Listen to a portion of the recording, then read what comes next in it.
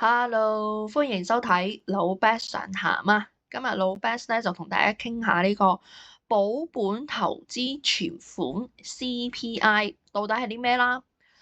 另外咧就係佢個產品有兩個 product features 嘅。第一咧就係話標榜佢個利率係高過定期存款嘅。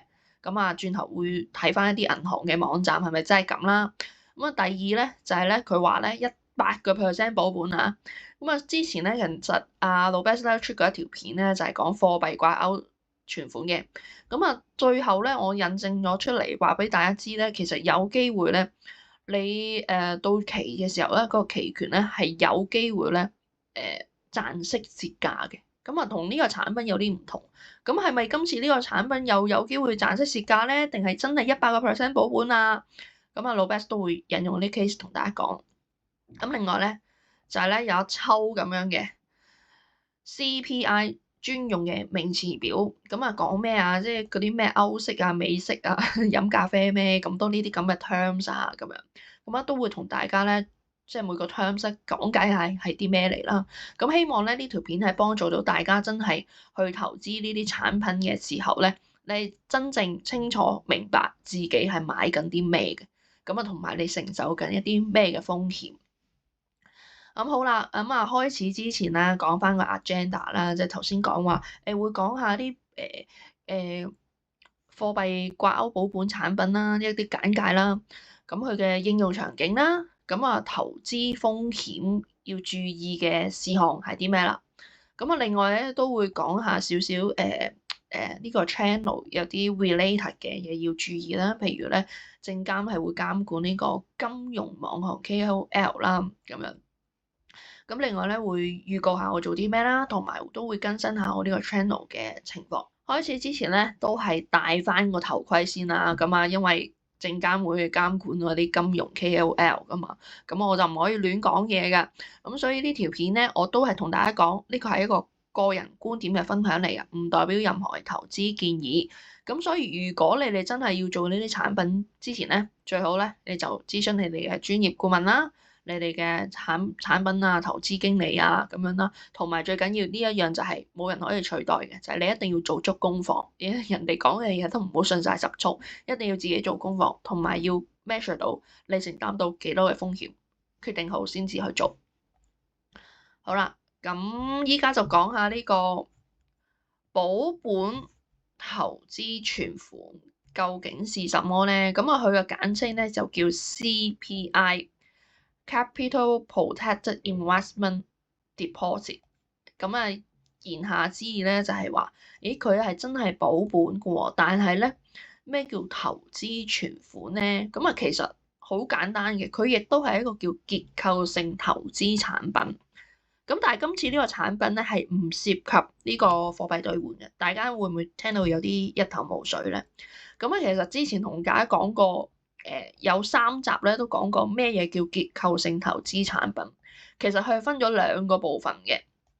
我哋重溫下先。第一部分咧就係佢有一個固定嘅收益，第二部分咧佢就係一個衍生產品嚟嘅。固定收益會係啲咩咧？就譬如咧佢係可以穩定咗，你一定會有一個固有嘅收益啦，咁就可以保護到你嗰個本金嘅。但係呢個本金咧，並唔代表佢話完全可以 cover 到嘅，只能夠保護部分嘅本金嘅。聽清楚係部分嘅本金。通常呢啲固定嘅收益咧係嚟自一啲咩咧？通常你嘅存款啦，或者你掛鈎嘅一啲股票啦，即係有實際嘅資產值啦。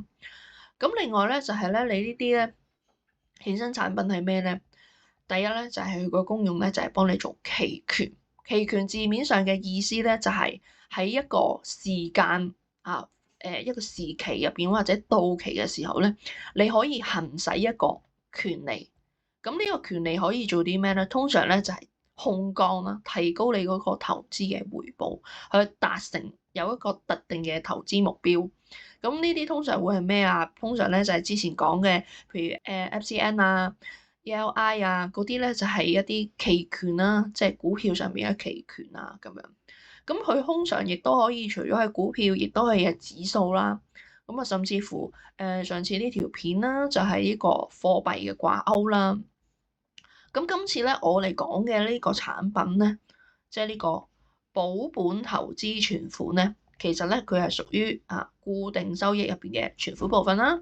咁另外再加衍生產品入邊嘅利率掛鈎，咁會係啲咩咧？咁我翻轉頭就講下，就係佢結合咗兩邊嘅組合之後咧，就形成咗呢個結構性嘅產品。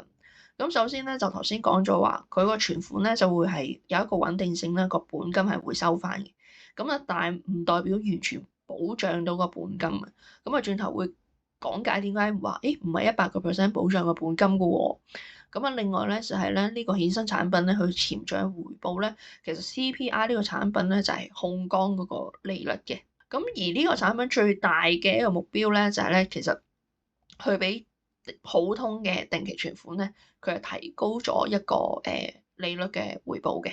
咁而佢就同上一次介紹嗰個貨幣掛鈎存款咧，嗰個差別係咩咧？佢係唔涉及呢個叫做貨幣兌換嘅。咁我重溫少少呢個產品啦，你哋有需要就睇翻支條片啦。咁呢個產品咧最特別嘅地方咧就係咧，佢會有一個叫協定匯率嘅。咁如果佢高過協定匯率咧，咁你就可以咧就按原本嗰個基本貨幣啦，即係你開立投資個貨幣咧，就代翻嗰個利息走嘅。咁佢本金咧就都不變啦，咁啊俾翻你。咁啊呢個係好嘅情況。唔好嘅情況咧就係話佢會虧損嗰個部分本金啦。咁咧佢就有機會咧去協定嗰個匯率咧係低過你嗰個預期。咁喺呢個情況之下咧，你就會賣出咗你原本嗰個貨幣。咁啊，你有機會咧，你兌換嘅時候咧，就損失咗一個匯率啦。言下之意咧，就係呢個舊嘅產品咧，掛鈎貨幣掛鈎存款咧，喺兌換嗰一刻咧，你就有機會咧，因為兌換嘅時候咧，你就蝕咗呢個匯率啊。咁啊，之前個 K 就講咗，你本金照樣係俾你，利息都照樣俾你。不過俾你嘅時候咧，就會兌換咗成為美元。咁而呢個美元嗰個兌換率咧，就係咧，如果你掛鈎嗰陣時咧，係用一個低於呢個咁樣喎，你就會用咗一個貴嘅匯率咧，去換咗一啲蟹貨翻嚟。而呢個蟹貨咧，你換算翻你原本貨幣嗰個幣值咧，就有機會咧，其實少於你原本一開始100萬嗰個本金。咁啊，最後咧就導致你哋係虧損嘅。咁啊，上次呢個產品咧就係貨幣掛鈎存款係有機會咧虧損嘅。咁而今次呢個產品咧就講到明100% 保本。咁當中咧佢最主要講嘅咧就係話佢因為佢唔涉及呢個貨幣兌換，佢好直接咧就係用翻你原有嘅投資幣種去結算翻嘅。咁我哋嚟睇下一啲嘅專有名詞先啦，咁啊轉頭就會睇一啲咁嘅網頁咧，同大家舉個例子嘅。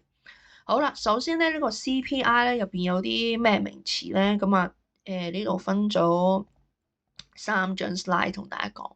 咁啊首先咧投資貨幣咧係講緊係咩咧？即係你投資嘅時候咧，你可以揀唔同嘅幣種嘅。唔同嘅幣種係咩咧？咁我哋譬如攞恒生呢個網站嚟講啦。嗱，首先我唔係幫佢賣廣告啊，係因為佢呢個網站嘅資訊咧比較容易令大家明白。一開始咧，你咩叫存款貨幣咧？其實咧係講你投資貨幣。咁啊，譬如你揀咗澳元嘅時候咧，咁啊呢個 search 啦，咁你就可以揀一啲咧專係以澳元為投資嘅貨幣嘅一啲 pair。個 pair 意思係咩咧？譬如呢度咧，澳元對美元咁樣啦，咁啊出現咧呢一個啦，就係掛鈎貨幣對啦。咁啊呢個 pair 啦，就頭先嗰個澳紙對美金啦，咁啊呢度就例子可以係美金對人仔嚇，歐元對美金咁樣都有嘅。咁啊按翻你投資嗰個幣種，然後揀翻你想 pair up 邊啲啦。咁啊譬如恒生呢度幾個產品咧，即係澳紙咧，佢就得一種俾你選擇嘅啫。就係澳元掛呢個美元啦，OK，咁啊呢度就係投資嗰個貨幣就係澳元啦，咁樣好啦。而觸發價啊，啲咩最終匯率啊、高回報啊、最高回報率係咩嚟咧？咁首先咧，大家要認識咧呢個產品咧，其實有3種類別嘅。咁啊，觸發價、最終匯率呢啲係咩咧？咁我哋首先嚟睇下，譬如恒生呢度咁啦。譬如咧就澳元對美元啦。咁咧你就喺個咩美息看淡澳元啊，轉頭我就會解釋咩叫美息。咁咧佢就會出現一個叫最低回報率，同埋咧呢個最高啦，即係潛在回報率。咁呢度係講緊啲咩咧？咁啊，譬如我呢度打開啦，佢有個計算機，咁佢就話會有一個觸發嘅水平啦，即係頭先所講呢度咧會有一個觸發價。咁啊，當你喺呢度做呢個產品嘅時候，如果佢依家係看淡意思即係點啊？我即係睇咧，佢係向下嘅嚇，就唔係升幅向上咁樣咯。我依家睇佢向下咁樣。咁啊，當時咧，我哋如果做嘅話咧，個現價咧就係0.6453。咁如果我看淡嘅話，看淡觸發水平係咩咧？就當如果我喺呢個美息觀察期，即係呢個投資期入邊啦，曾經佢係跌到落去0.609呢個觸發水平嘅話，咁我有機會咧就觸發到呢個潛在回報啦。即係最高嗰個利率啦，即係頭先我呢度講話，高嘅回報率啦，就係呢個情況啦。咁咧我就有機會咧就攞到呢個3.64嘅利率。咁啊，假設呢度投資10萬蚊美元啦，咁啊佢就會睇到，如果真係觸發咗嘅時候，你就可以獲得到呢個較高嘅利率啦。咁啊反之亦然咧，就係話，如果喺呢個投資期入邊啊，我從來都冇掂到你呢個觸發㗎，唔觸發嘅情況會發生咩事咧？咁你只會攞一個最低嘅回報，就係呢個3.44啦。咁啊，你攞到嗰個結果其實都唔係即係差好遠啦咁樣。咁但係咧，你個利率就會低啲啦。咁啊，情況咧就係咁樣解釋啦，就係咧你係咩即係到期日或者你係歐息美息咧，咁啊睇佢個觸發嗰個時間。究竟咧係咪會掂到你目標價？咁而呢度咧係有一個叫看漲同埋看跌嘅。咁啊，通常咧看淡咧就即係睇跌啦。咁啊跌到呢個觸發水平，你咧就會攞到你潛在回報啦。就係按觸發水平就攞最高嘅回報。如果唔觸發，就係最低嗰個回報利率啦。咁呢度就好簡單啦，係咪？大家明白呢幾個 terms 啦。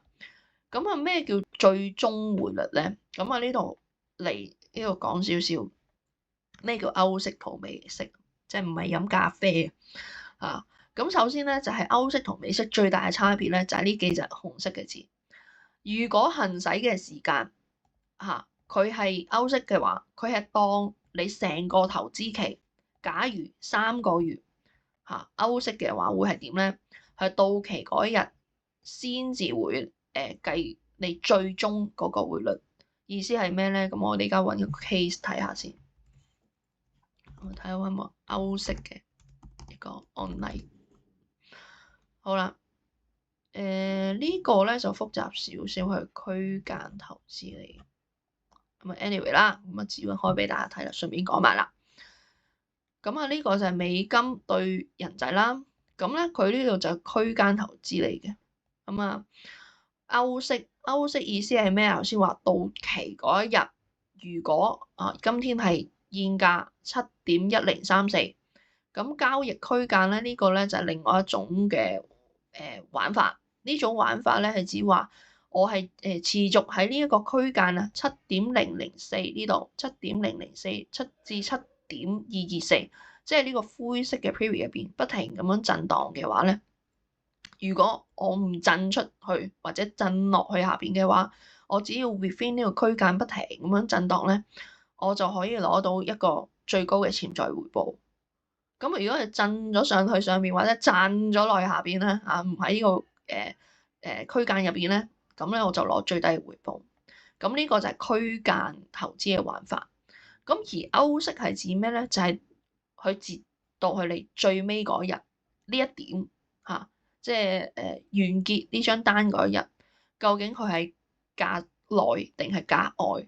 價內就只係區域呢度入邊，價外咧就即係可能穿出咗呢個區域或者低於呢個區域咁歐息咧意思就係咁啦，就係話指到期當日去行使嘅。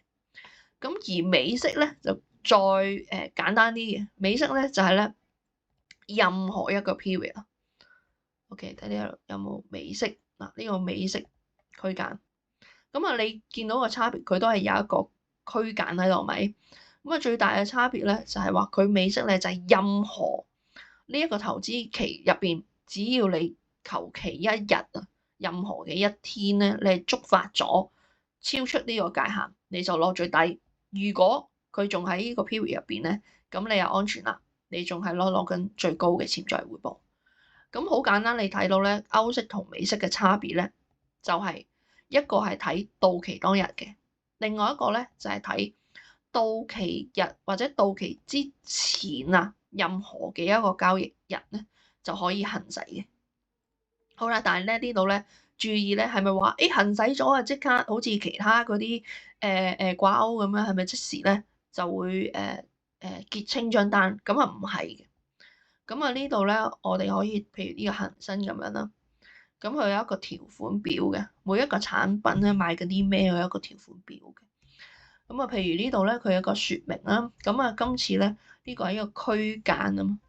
咁佢呢個會有講個觸發，即係個行使個條件。咁啊，首先喺呢個係一個美式啦。咁啊，所以咧佢就用一個觀察期內，你個匯率咧一直係維持緊呢個交易區間，即係呢度。0.622至0.666之內嘅話，到期嘅時候咧，你就可以攞到呢個叫潛在回報啦，即係最高嘅回報啦，1厘。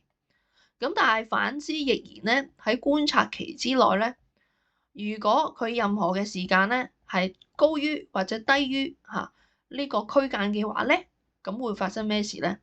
就係咧你嗰個攞到嘅利率咧就係最低嗰個啦。咁你會見到啦，就差別好大。呢個攞1厘，呢個最低回報咧就0.1咁樣嘅。咁啊，實際咧係咪話，如果係觸發咗，咁係會唔會提前結清張單啊？唔係嘅。咁佢呢度會有個 terms 咧，咁啊，譬如會講話你係咪有得提早贖回啊？係冇嘅。咁言下之意咧，其實咧就係只要你觸發咗，就會睇佢究竟係屬於邊一個利率。而佢咧，亦都係到期嗰一日咧，就會按翻嗰個存款話翻俾你知。咁啊，言下之意咩意思咧？就係如果你中間突然間你觸發咗咧，你咧就會眼擎擎啦。咩叫眼擎擎咧？就譬如咧，頭先呢張單咧係3個月噶嘛。咁啊，如果你喺3個月咧，第一個月咧已經觸發咗咧，你眼擎擎意思係咩咧？就你已經知道啊，呢張單啊〜到期嗰日咧，我得0.4嘅啫，嗰個息口係咪？咁啊，你已經提早3個月內有2個月咧，你都知道你呢筆錢咧係即係攞唔到最好嘅回報。咁啊，如果你繼續做落去咧，你又繼續擔心，哎呀死啊死啊！即係喺呢個區間咧，即係喺度震盪緊咧，哎呀就嚟貼到個頂啊，好驚啊！咁你又好擔心咧，即係會唔會出咗去啊？咁啊唔出去就冇問題啦，喺個區間入邊。咁啊出咗去，好似呢度位，哎呀，咁咧就搞笑啦。咁啊你又得翻呢個啦。咁啊即係有機會咧，如果你買美式咧呢個產品咧，你最擔心嘅位咧就係咧，我哋廣東話叫臨尾香啊，即係可能去到最尾嗰日，哎呀先至突咗出嚟或者跌咗出去。咁啊無論佢跌0.0001都好啦，都係咧出咗個區間咧。即係譬如呢度啊嘛。0.621咁樣就叫出咗去個區間啦，咁你就變咗咧，你得翻0.4個 rate 咁樣。咁所以呢個產品咧，就如果你用美式嘅玩法咧，你就會有呢個叫做臨尾香啊，就一直都好正嘅，咁到咗最尾，咁啊有機會即係好多人都講，如果係咁嘅情況，即係呢個震盪嘅 range 咧，你要揀一啲咧距離比較大少少啦。咁啊，你要可能自己逐個讀入去睇啦，咁樣係啦。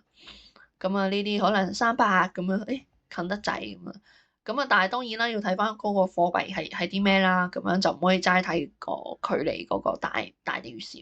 咁啊，大家要留意翻美式咧。如果玩震盪啊呢啲咧，就其實咧就係有機會好似我頭先講，臨尾嗰腳先竟然彈出嚟點解會咁嘅咧？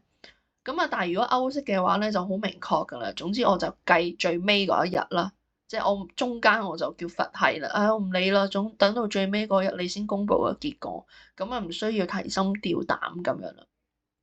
咁啊，其實兩個嘅方法咧都有啲差別喺度啦。咁啊，歐式同美式就係睇嗰個時間啦。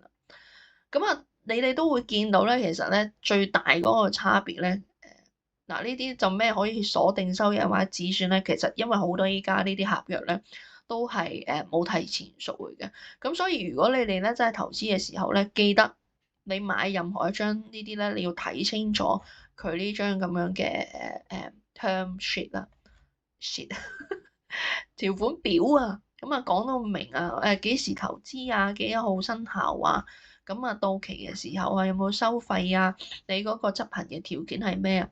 咁啊寫到白紙黑字咧，好清楚嘅，咁咧就冇提前贖回嘅，咁啊代表如果你突然間想拎走咧，咁啊可能有啲 penalties 啦咁樣嘅。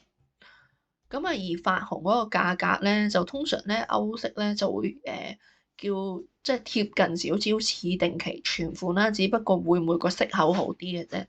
咁啊，通常呢啲定價咧就比較低啲嘅嗰個利率。咁啊，美式咧就好似頭先咁咧，有少少緊張啦，即係喂會唔會臨尾香啊？即係中間又喺度緊張張，會唔會突然間觸發咧？咁所以佢嗰個利率咧有機會係高少少嘅。咁啊，大家就唔好話貪嗰啲少少利率啦，一定要係按個人嘅需要咧去考慮究竟做歐式定係做美式。咁除咗係呢一樣咧，就係嗰間銀行你都會諗究竟呢個貨幣對適唔適合出歐式或者美式咧？佢唔一定全部都有，同埋咧佢唔一定係話看漲看跌啦，佢區間啊佢都未必話全部所有都會出齊。咁啊，另外咧就呢啲時間值啦，咁啊大家都要留意翻啦。就點解咧？即係譬如咧呢度咧，佢其實我覺得恒生個網做得幾好，咁啊係差少少咧，就係佢呢度咧存款期咧，佢冇得過濾嚇，咁啊有存款期咧，咁啊通常咧佢係1個月啊、3個月啊、9個月同12個月都有得做嘅。咁啊呢度就少咗一個叫做過濾啦咁樣。咁啊，大家可以喺度呢條 link 我都會擺翻上嚟俾大家睇啦。咁啊，最好咧就係同大家睇多兩個 case 啦。咁啊，呢度譬如咧，你會見到咧就美式看淡啊，美式看好啊。咁頭先我哋睇咗一個看淡啦，咁啊看好係咩咧？即係看好意思即係看漲，即係依家咧就係0.6453啊嘛，係咪？咁啊看漲嘅時候咧就係話，如果佢咧升到去0.679啦，呢個兌匯水平咧，咁我就可以攞到一個潛在回報啦，就高啲啦。咁啊如果唔觸發咧，咁我都會有一個低嘅回報嘅。咁啊其實差別咧就係看淡同埋看好嘅啫。咁啊看淡就係即係頭先睇咗啦，就係依家現價6.453咁跌到咧0.609就先會觸發個潛在回報。咁啊看淡同看好呢個差別咧就係睇上定係睇落嘅啫。咁啊區間頭先有講咗啦，咁啊唔再講啦。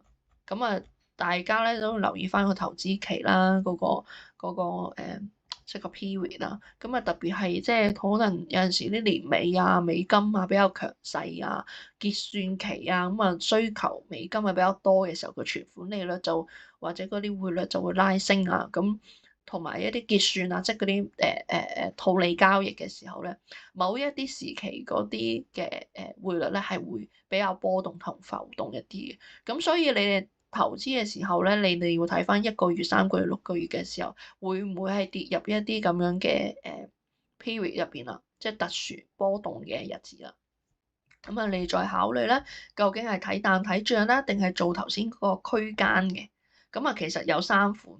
咁啊，呢度就係一啲 terms 啦，觸發區間啦，頭先行使價啊、看淡看漲啦，咁啊用呢啲咁樣嘅。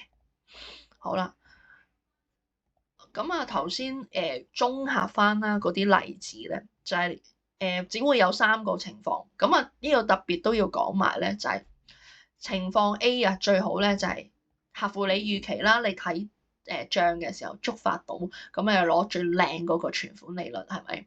咁啊，如果佢唔合乎你預期嘅，你明明睇帳，點知咧佢又唔觸發啦，咁啊一直好平淡咁樣咧，咁啊冇觸發嘅情況之下咧，咁咧佢就俾一個最低嘅回報你，咁啊屬於呢個情景 B 不合乎預期嘅時候，就攞最低嘅回報。咁其實仲有情景 C 嘅，咁啊呢度就冇講啊，點解咧？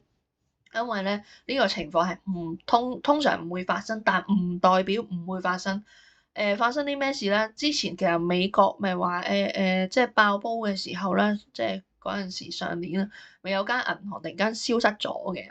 咁啊有機會咧，佢出呢啲產品咧，就會發生一件事咧，就係嗰個發行商即係個銀行啦，有機會咧係無力償還啊，突然間執笠走人嚇清檔咁樣捲席而逃咁樣。咁喺呢個情況之下咧，即係你去揾邊個索上嚟都唔知啊！你要等呢個法庭啊，或者呢個政府喺新聞媒體公佈嘅消息，你先知道啊，你有冇機會追得翻呢嚿錢？咁你話，哎呀，存款保障計劃唔係存款有得保障嘅咩？嗱，再喺呢度講多次啊，呢個咧係叫保本投資存款，佢係投資產品，唔係一般嘅存款產品嚟。咁所以有機會咧，就係喺呢個情況之下咧，執笠走人咧，你係一蚊都攞唔翻㗎，就會變咗什麼也沒有嚇。咁啊，一蚊都攞唔到啦。咁啊，存款保障計劃咧都幫唔到你，因為佢係唔接受呢個保障計劃㗎。OK，咁啊，大家要知道呢個風險點啦。雖然佢係好少機會發生，但完全話冇呢個可能咧，就唔會嘅嚇。咁所以大家一定要知道有呢個潛在嘅情況嘅。好啦，咁啊 CPI 呢個產品咧，仲有啲咩應用嘅場景咧？其實咧，我就歸類咗佢有四個地方可以攞嚟用。咁啊，第一咧就當然好似定期存款咁啦，咁但係你要注意咧，就係佢同定期存款嘅性質唔同咧，就係佢咧係唔受存款保障計劃保護嘅。咁啊，所以呢度就係嗰個difference 啦。咁啊，當然啦，佢就可以比定期存款嗰個利率高少少啦，咁樣嘅。咁啊，潛在回報就係唯一嗰個比定期存款好利息呢個場景啦。咁啊，第二個場景咧就係咧，其實你會係作為一個叫風險對沖啊，即係你可能你手持一啲本身一個貨幣啦，咁啊而你覺得誒喺呢個情況之下咧，我可以對沖一下啦，譬如近排啊美元啊人民幣啊呢個走勢啊有啲情況咁嘅時候咧，你就可以咧用呢個方法去作為一個貨幣對沖啦。咁咧就唔需要話你直接去投資一啲好高風險嘅交易嘅時候咧，你都可以做到一個叫做俾一嚿錢擺喺度，即係又唔升值又唔夠定期存款利率好啊呢個情況咧，你就可以用呢一啲咁樣嘅方法咧，就譬如你睇漲啦、睇跌啦，或者係區間嘅情況之下咧，就做一個叫做比保本投資上面咧好多少少嘅一個利息回報啦。咁啊，屬於你叫做自己咧就起咗一個叫安全網啦。咁另外你做呢個咁樣嘅保本對沖呢啲行為嘅時候咧，你就唔需要話好似頭先嗰一隻貨幣掛鈎投資咁啦，係要承受一個本金嘅虧損呢個情況。咁所以你嗰個風險咧就變咗係低少少，因為頭先你見到我投蘇恒生個網頁咧，你係要有一個最低嘅回報利率嘅。咁你至多係話我攞唔晒最靚個 rate，但係咧我個本金都會有，除非佢真係咁衰啦嚇，突然間成間嘢都執咗，唔知去咗邊啊，追索都冇門咁樣。OK，咁最尾咧就係呢個咧就鎖定未來結算價咧，呢啲通常咧就會發生喺一啲企業存款啦，即係呢一啲企業啊、中小企啊或者啲商家啊。咁佢哋甚至乎咧，你個人啦，可能你知道，你嘅小朋友可能依家咧就7、8月咁啊，假設放暑假咁樣，可能咧澳洲開學咁啊10月份咁樣，咁你可能7月嘅時候，你已經知道，咦，我咪預計咧3個月之後，我就可能要用一筆澳元嘅錢。咁樣你就可以提前咧，你就做定呢一個利息嘅回報，咁我就可以知道喺呢個 period 咁我鎖定嗰陣時，結算啦，我可能真係要交3萬蚊澳紙嘅學費咁樣。你可以提前咧將呢啲錢咧就作為一個好少少嘅利息回報，咁啊變咗阿仔啦阿女讀書嘅時候都可以多少少零用錢啊，做下一啲課外活動啊嚇，買多少少嘢食啊咁樣。咁所以有機會咧，即係呢啲咁嘅情況啦嚇，譬如我要到期我要買一粒貨嘅要找數嘅，咁我可以用呢啲方法咧就可以鎖定本金，同埋攞一個更加好嘅一個結算嘅匯率。咁樣就係其中一種方法嚟嘅。咁啊，呢度係介紹大家呢個即係 CPI 屬於好似一啲叫遠期嘅存款產品咁樣。咁但係咧，佢性質咧就真係唔係普通存款產品，佢係投資成分嚟嘅，係唔受存款保障計劃嘅。咁所以呢度咧注意事項咧都要同大家講一下。咁啊，本身咧呢個產品咧適用嘅對象咧就係你哋一定要追求本金安全啦。咁但係頭先講話，如果執笠走人嗰個就一個特別嘅 case 啦。咁另外咧就係咧，你如果對一個匯率好睇好啊，第時咧12月咧美金咧就走翻強勢㗎啦。即係例如之前咧阿老 Best 就同大家講，7.77嘅時候咧可以換啦。咁啊有啲朋友仔咧就好快咁樣，係喎，行過旺角嗰度見到咧係直情咧換現鈔咧係仲抵過換電匯嘅，咁佢好快買咗。咁喺呢個 period 咧，突然間美金咧就嚟貼翻去7.8啦。咁啊，如果佢嗰陣時真係買咗咧，好似依家係賣出10萬蚊美金定唔知10萬蚊港紙，咁佢但係 around 咧已經係由呢個7.75去到7.78咧，佢都可以賺到幾千蚊，係啦。咁所以呢個情況，如果你唔直接去投資咧，你都可以用呢個走勢嘅方法，就即係睇好漲嘅時候咧，咁又額外咧喺一個普通嘅利率上邊咧，再增加一個少少嘅回報啦。咁啊，另外咧就係適用嘅對象咧，呢度咧就係話，利好資金咧就知道咧喺短期之後就唔用啦。譬如頭先嗰個 case 啊，或者阿女去讀書喎，我知道咧呢嚿錢咧我要 hold 住佢啦。咁但係咧 hold 住嘅時候咧，我都想多少少利息咧，就可以咧喺呢個情況之下咧，就提前做一啲到期結匯啊，呢個結算嘅時候咧，可以用呢個產品。咁另外咧，邊啲人係唔適合呢個產品？如果你高流動性一定唔得啦，因為佢係鎖死咗噶嘛。如果你即係揀提前贖回嘅話，你有一個 penalties 嘅，係啦。咁同埋有啲銀行係講寫得明啊，我唔一定俾你提前贖回個，因為你提前贖回等於咧你就叫做違約。咁啊違約有機會咧1蚊都唔俾翻你，咁啊當然香港一定怕㗎啦，因為香港人多投訴㗎嘛，咁我相信就唔會話違約1蚊唔俾翻你嘅，咁但係啲手續費啊成嗰啲都有機會係一筆唔少嘅錢嚟㗎。咁另外，如果你追求極高回報，你一定唔做呢個產品啦，一定可能做翻嗰個貨幣掛鈎投資嗰個啦，因為嗰個係去到成10幾厘。咁但係反之亦然啦，當你攞緊10幾厘嘅回報嘅時候咧，其實如果佢係虧損啦，真係強制執行啊，要你接蟹貨咧，你嗰個風險咧都係照樣承擔。咁啊，呢個產品就唔適合嗰啲高風險嘅人士去做啊。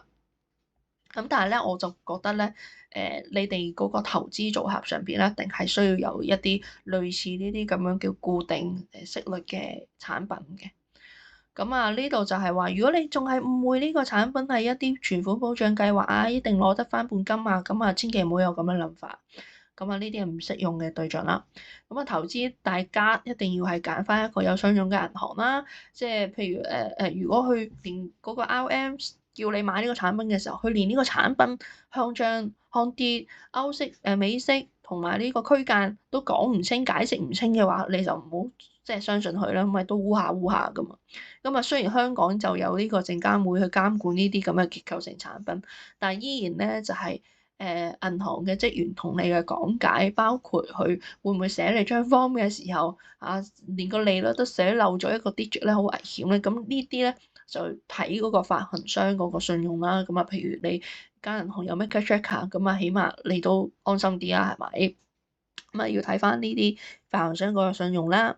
咁另外咧就係頭先講嘅產品嗰個條款啦，即係譬如我頭先嗰個例子咁啊，恒生銀行咧就好清楚咁啊寫晒啲觸發價、最高回報啊、最低回報啊、咩觸發嘅條件啊、嗰個 terms 啊、時間日期啊，咁呢啲咧就係好清晰嘅，咁啊有晒成個冊子俾你啦。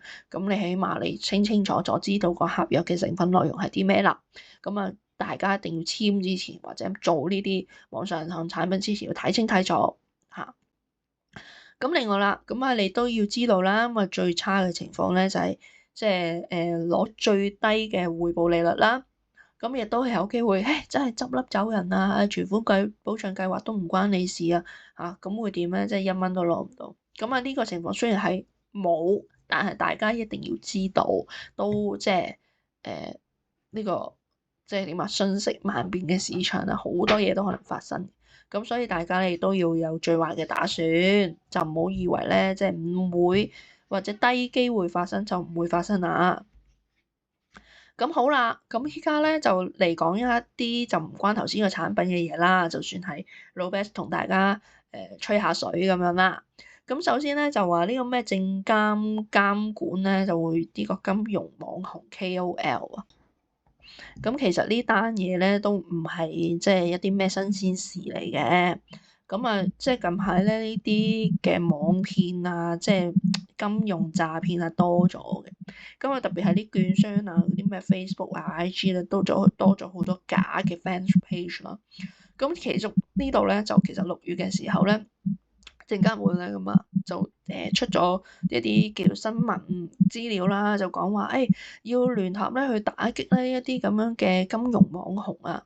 咁啊，第一點咧就係話好多金融網紅咧，其實係可能冇呢個監管嘅牌照嘅，咁佢就唔可以提供一啲叫投資意見啊，即係等同於老 Best 啫嘛。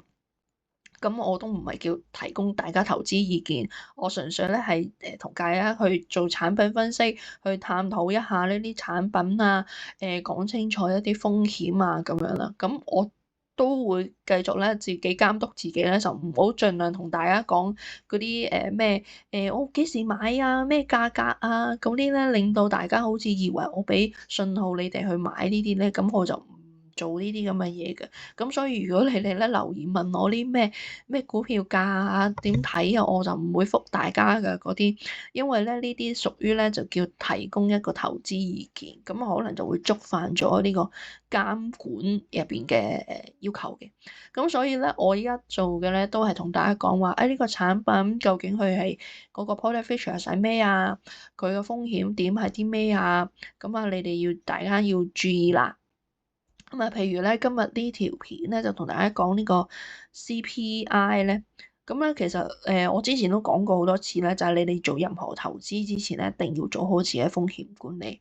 咁而呢個風險管理咧，我呢度咧有一個叫做投資理財組合嘅一個頁面啊，老 Best 咁啊整咗一個表。咁呢個表咧其實就按咗幾類人士，一個保守型啊、穩健型啊、增長同埋進取啦。咁而 CPI 呢個產品咧，喺我嘅眼中咧，佢就屬於一個叫固定收益，類似定期存款，但係咧佢就唔受存款保障計劃，佢只係幫你提供多少少利息。咁如果你係保守嘅型嘅人士咧，其實你需要做一啲咩嘅投資組合咧？你一定要持有現金啦，可能你做一啲高流動性嘅活期存款啦，可以2-3日贖回嘅貨幣基金啦咁樣。另外就可以搭一啲咁樣嘅固定收益嘅，即係譬如頭先嗰啲高少少利率嘅產品啦。咁但係如果你穩健啊，咁你就可能個比例就唔同啦。咁啊，你期權就可能多咗少少，可能之前講嘅 covered call 啊、ETF 啊，咁你可能增加個比例。咁啊，同時你即係活期啊呢啲咁嘅存款流動性嘅，就按低少少。咁但係你都需要有翻好似頭先啲定期存款啊、存款證啊、啲債券咧咁樣做一個組合。咁就你唔會話呢個市唔好嘅時候咧，所有嘅產品都跌啊。因為其實定期存款好處就係我鎖定咗嗰個收益，我就唔受呢個環境影響嘅。咁啊，當然啦，喺呢啲咁嘅產品，佢嗰個利率嘅回報就會比較偏低。咁啊，如果你想爭取多啲啊，你哋想做啲增長型啊、進取型咧，咁你哋嗰啲比例咧就要重新調配。咁啊，呢一個咧就係成日都有講噶啦，我講到好沉氣嘅，就係你哋點樣去分配一個投資組合係好緊要嘅。咁啊，亦都係一個即係證監會都想做嘅一個動作就係、咦，大家就唔好就隨便相信人哋網上講嘅嘢啊，可能呢啲資訊啊信息錯啦，好似前日嗰條片咁樣啦，啊原來咧我篤錯格仔啦，咁啊嗰個內容就可能有少少誤導咗大家，不過咧我就喺翻嗰個留言嗰度咧，就都俾翻啲 link 大家睇咧，就係、如果篤錯咗個格仔啊，咁啊〜計嗰條數係有少少即係偏差嘅，咁但係個結果都係一樣啦，就係話即係嗰個風險嗰個都喺度嘅，咁啊大家要即係留意翻啦。咁而呢個監管咧，其實咧佢第時即係可能會多咗好多咧，即係譬如咧，你有啲咩網上 channel 咧，咪成日叫你哋擺低100蚊啊、400蚊啊，就俾你入一個 Telegram 或者一個叫咩啊？WhatsApp，總之一個網上社交媒體嘅 group 啦，咁佢就喺個 group 入邊咧就話有啲獨家粉絲嘅一啲情報咁樣，咁呢啲咧你大家就要自己去注意少少啦。第一，佢係咪一個持牌啦？第二咧，佢收受你呢啲咁樣嘅金額嘅時候，有冇個 contract 啊？去提供呢啲消息啊？有冇一啲嘅咩免責聲明啊？嗰啲咁。咁咧，大家要自己留意翻啦。咁啊，但係老 best 呢個 channel 咧係絕對唔會向大家收取任何咩會員制度，咁我都唔會搞呢啲咁嘅嘢。咁啊，所以呢個就係呢個咩叫金融 KOL 嘅一個限制啦。咁另外咧，你見到我雖然依家都有少少宣傳其他即係 channel 嘅產品啦，咁啊即係推介一啲迎新優惠，但係我都即係盡量咧就唔係要大家出任何一分一毫嗰啲咧，我先至會推介大家啦。咁所以咧，我都有啲擔心啦，係啦。咁啊，呢個就係老 best 對於呢個 channel 嘅其中一個應該有嘅態度咧，就係同大家分享信息，但唔代表俾投資建議你哋。聽到我媽打下字。好啦，咁另外咧就係咧點樣同大家講咧？咩叫越努力越窮啊？呢個真係得啖笑啦！就係我分享翻我嘅 channel 嘅情況啦。咁咧，首先呢個 channel 咧，依家咧就有2700個訂閱啦。咁啊，就嚟有機會去3000啦。咁啊，加油努力啦！咁啊，距離1萬訂閱依然都有一段超遠嘅距離。咁另外咧就係咧點解話得啖笑咧？咁啊俾大家睇下咯，我唔介意俾大家睇。咁啊，終於話翻我 channel 就可以買翻廣告啦，咁樣。咁啊，大概咧依家差唔多10月27到依家咧11月22咁啊，大概咧有1350幾蚊嘅收入。咁但係依然咧，我係攞唔到呢嚿錢嘅，點解咧？咁啊，俾大家睇下呢度叫咩收益係嘛？咦，係啦，呢度咧佢仲話會 send 個個人識別碼俾你啊，你要認證咗你先可以攞錢走。咁啊，攞錢仲要收埋你嗰啲咩匯款費啊嗰啲咁樣啦嚇。依家我都仲未收到個編碼，咁所以咧即係繼續努力，不過咧就暫時未一定收到回報嘅。咁啊，所以呢度我得啖笑啦。咁另外一樣嘢咧，就係近排咧，可能 YouTube 都知咧，你個 channel 開始咧可以滿足到個最低提取呢個收益嘅。咁啊，同時佢派咗啲貨俾我睇咧，就同我講 YouTuber 係要交稅㗎，啊你記得報稅啦。唉，咁啊諗，咁樣交稅法，大佬即係1000蚊都要交翻17% 出嚟嘅話，即係又要交埋嗰個咩匯款收款費啊嗰啲咧，200零蚊咁啊，即係1000蚊入邊都俾人打劫啊，冇咗3嚿幾水咁樣，咁啊所以就會覺得，好似努力啲越做咁樣都係叫咩啊？越努力越窮咯，呢個香港嘅社會一個咁樣嘅情況會發生。咁啊當然啦，有啲朋友同我講，你睇下加拿大啊、美國啊、歐洲啊嗰啲稅好貴㗎，成60幾㗎，咁啊所以其實香港好好㗎啦。好啦，多謝你個安慰啊。不過咧，我依然都係覺得，得個成千零蚊都仲要俾人打劫300幾蚊，好似即係你哋都睇到㗎啦嚇，呢條片咁樣，我嗰個收益，其實你成個月得個千幾蚊，即係計埋咧，你一個月咧，即係平均一日都係30幾40蚊咁樣。就係咁啦，呢個就係我嘅 channel 嘅情況啦。咁啊，之後繼續會準備其他唔同嘅內容啦。咁啊，今日就講咗呢個CPI 啦。咁啊，之後就呢啲就按唔同嘅情況啦，係啦。咁啊，睇下邊啲資料收集會好啲啊。咁 ESG 嗰度咧就想講話，因為12月4號啦，同埋呢個12月17號咧，分別咧就有一個叫HKMA 嘅ESG 嘅 forum 啦。咁另外咧就可能喺嗰度學多少少一啲新嘅 policy 或者行業嘅做法啦，就睇翻一啲金融產品啦。咁而呢個 HKQAA 咧，同政府好多合作搞一啲 ESG 嘅嘢。